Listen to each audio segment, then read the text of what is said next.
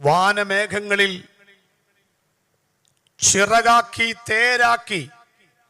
ഒറ്റ പ്രതിപക്ഷം പോലുമില്ലാതെ 1000 വർഷം ഒരു കസേരയിട്ട് യെരുശലേമിൽ കസേരയിട്ട് ഇടത്തോട്ടും വലത്തോട്ടും ചായാതെ 70 പ്രകടന പത്രികകളുമായി പിതാവായ ദൈവത്തിന്റെ മുൻപാകെ സത്യപ്രതിജ്ഞാ വാചകം ചൊല്ലി മിനിറ്റ്സിൽ ഒപ്പുവെച്ച് ലോകത്തിന്റെ അധികാരം ഏറ്റെടുക്കാൻ പോകുന്ന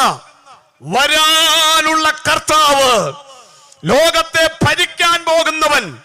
ഇന്നലെകളിലെ യേശു, ഇന്നത്തെ ക്രിസ്തു, നാളത്തെ കർത്താവ്, 3 ലോകവും മുഴങ്കാൽ മടക്കുവാൻ യോഗ്യമായൊരു നാമമുണ്ടെങ്കിൽ ആ നാമത്തിന്റെ മുൻപിലാണ് ഇന്ന് രാത്രി ഞാൻ പ്രസംഗിക്കുന്നത്, നിങ്ങൾ ഇരിക്കുന്നത് എന്ന ബോധ്യമുണ്ടായാൽ സ്തുതികളുടെ സ്ഥിതി മാറുക തന്നെ ചെയ്യും.